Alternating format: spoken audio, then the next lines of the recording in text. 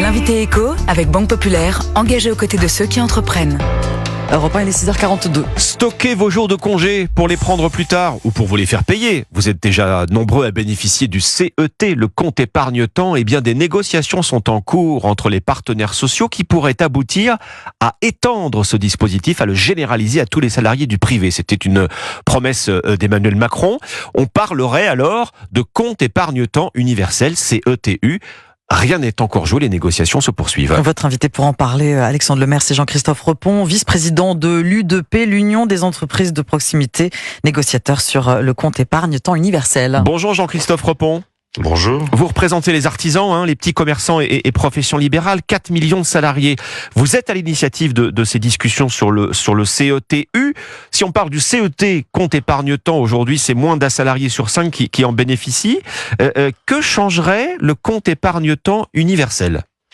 Il serait possible d'être accessible en fait aux entreprises de petite taille, puisque le CET appartient aux grands groupes, et le CETU serait la capacité de pouvoir valoriser en fait du congé, du RTT ou des heures supplémentaires, et de pouvoir donc pour des faits de vie ou des décisions personnelles, les utiliser à un moment de sa carrière. Et donc, c'était une ambition du président Macron, une volonté aussi du Premier ministre Gabriel Attal. Donc, nous avons, l'U2P, décidé de poursuivre ces négociations malgré la volonté du MEDEF et de la CPME de ne pas en parler. Alors, et comme une loi doit arriver, nous avons décidé, de continuer la négociation avec les organisations de salariés. Bon, dans une entreprise, on rappelle le fonctionnement actuel du compte épargne-temps. Les salariés, effectivement, stockent des RTT, des jours de RTT non pris, mais aussi des primes. Ils peuvent stocker l'intéressement, la participation, le 13e mois. Donc, ce dispositif, tout à la fois, resterait possible avec le compte épargne-temps universel et serait généralisé à tous les salariés du privé. Oui, il serait pour nous, ce qui est important pour les petites entreprises, c'est qu'il soit facile d'accès et non pas une complexité du quotidien pour l'entreprise. Donc, ce serait porté à l'extérieur de l'entreprise par la Caisse des dépôts et consignations, et ce serait pour chaque chef d'entreprise la capacité de le faire lorsqu'il fait une paye, plutôt que de verser l'argent directement à son salarié, d'aller abonder un compte à la Caisse des dépôts et consignations. Ça veut dire que pour l'entreprise, ça n'a pas de coût. Pour l'entreprise, c'est fluide et simple. Et donc, c'est plutôt une relation d'attractivité auprès de nos salariés, de dire à nos salariés, dans la petite entreprise, vous pouvez aussi avoir cette facilité que vous auriez dans un grand groupe. Et des petites entreprises qui n'ont pas les avantages des grandes, on pense aux chèques cadeaux, aux chèques de Noël, etc., et tant d'autres avantages. J'imagine que avoir ce compte épargne-temps universel, ce serait aussi un moyen de rendre les TPE, PME plus attractives à l'embauche, Jean-Christophe Repon. Nous avons dans nos métiers beaucoup de recherche de compétences, et nous savons aussi qu'avec la pyramide des âges et l'avenir, notamment avec des transitions, les transitions numériques ou écologiques, nous allons rechercher des compétences. Et donc, pour nous, plutôt de le voir comme une contrainte d'un texte de loi qui va arriver très prochainement, nous avons pris la décision, l'économie de proximité, les artisans, les commerçants et les professions libérales, de prendre en main notre destin et de dessiner les contours de ce CETU avec les salariés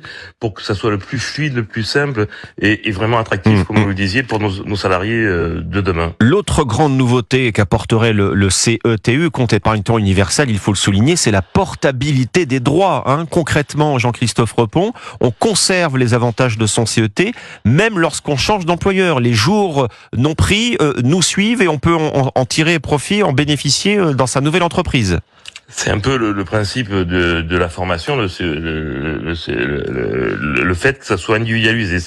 Ça suit le salarié, c'est un droit que le salarié aura tout au long de sa vie, dès qu'il aura décidé lui-même avec son chef d'entreprise d'abonder dans ce compte. Donc ça veut dire que s'il a un fait de vie, un accident de vie, qu'il doit devenir aidant auprès d'un proche, ou qu'il a envie d'avoir un projet de reconversion, il peut aller chercher ce CETU pour pouvoir mobiliser du temps en formation ou accompagner un proche dans la difficulté. Bien, il se trouve que dans ces négociations, Jean-Christophe Repon, le MEDEF, qui est le syndicat patronal majoritaire, et vous l'évoquiez, s'oppose à la mise en place du CETU. C'est vrai qu'on peut comprendre que certains employeurs, fassent la grimace en voyant leurs nouveaux salariés arriver en dégainant tout un stock de jours de congé à peine embauchés. C'est justement ce qu'on est en train de décrire avec les syndicats de salariés, c'est qu'il faut aussi, pour nous, chefs d'entreprise, pour gérer au mieux l'entreprise, un délai de prévenance, une ancienneté dans l'entreprise, pour que ce soit organisé et acceptable. Donc, nous avons pris la décision d'écrire un texte plutôt que d'attendre que la loi arrive prochainement et qui nous contraigne à quelque chose qui ne serait pas adapté à notre petite entreprise.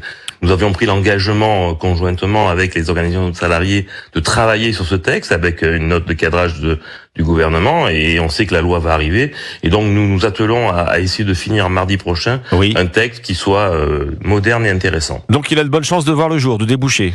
Nous espérons, nous mettons toute notre ardeur là-dessus. Le texte est à peu près stabilisé. Nous devons refaire une séance de lecture mardi matin. On espère que la majorité des organisations de salariés accompagnent ce texte. Alors, petite question pratique également, Jean-Christophe Repon. Quand un salarié change d'entreprise et qu'il décide de prendre ses jours accumulés chez son ancien employeur ou de les monétiser, à qui paye? C'est l'ancien employeur qui paye les congés venus du CET dans ce cas?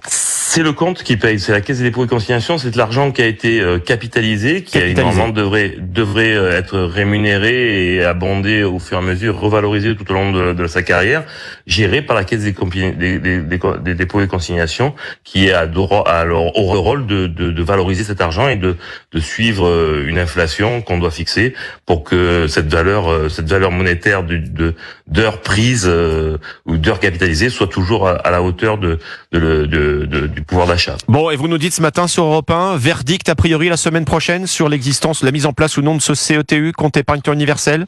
On aura 2 textes à l'ouverture, la reconversion et inaptitude, et ce texte du CETU qui, si on l'espère, à 13h mardi prochain seront stabilisés, et chacun retournera vers ses instances pour savoir si ils ont autorité pour signer ou pas ce texte. Eh bien, nous aurons les yeux et les oreilles grands ouverts. Merci Jean-Christophe Repon, vice-président de l'UDP, l'Union des entreprises de proximité, et négociateur sur le compte épargne-temps universel.